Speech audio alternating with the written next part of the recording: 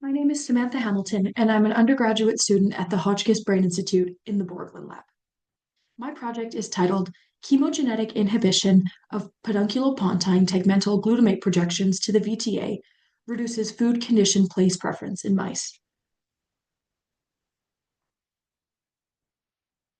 The brain's ability to learn and remember rewarding experiences, like eating something delicious, is largely controlled by dopamine, a neurotransmitter that signals pleasure and motivation.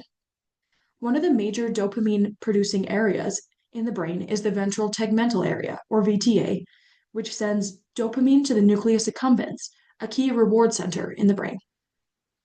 Another important structure is the pedunculopontine tegmental nucleus, or PPTg, which sends excitatory signals to the VTA. These signals help drive dopamine release and are thought to be essential for encoding reward related learning. Interestingly, insulin, a hormone that regulates blood sugar, can reduce this excitatory drive from the PPTg to the VTA through an endocannabinoid dependent mechanism. This means that metabolic state can directly influence how rewarding something feels. However, the exact behavioral role of this PPTg to VTA pathway in reward learning isn't well understood, and that's what my project set out to investigate. Our main research question was, does inhibition of PPTg glutamatergic projections to the VTA affect the learning or expression of food-related reward behavior?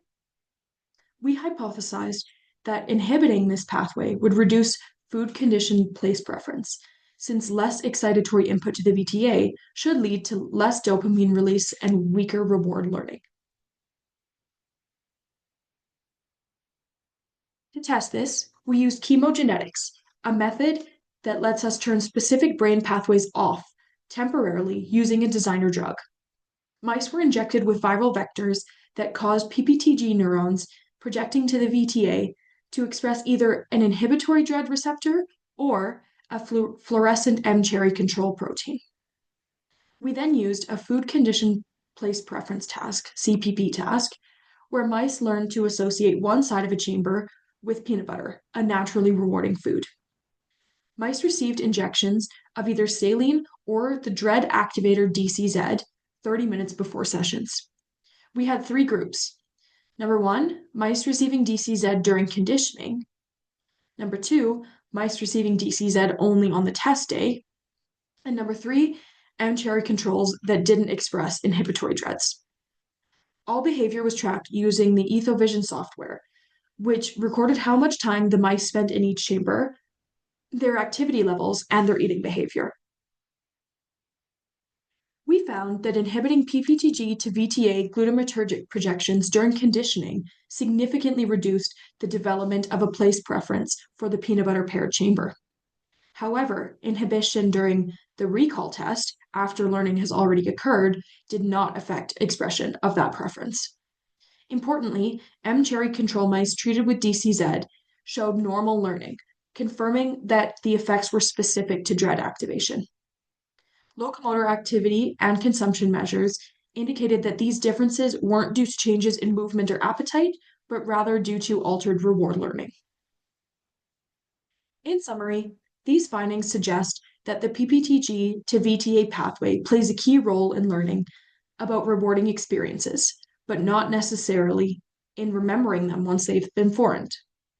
This supports the idea that excitatory input from the PPTg to the VTA is critical for establishing reward-related associations through dopamine signaling.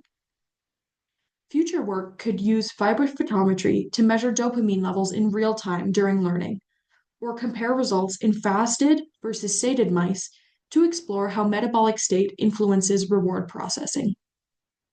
Ultimately, understanding this circuit may help us learn more about how metabolism, motivation, and reward interact, providing insight into conditions such as obesity and addiction.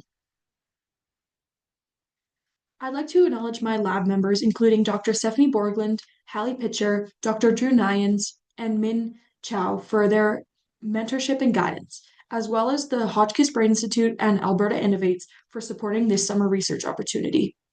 Thank you.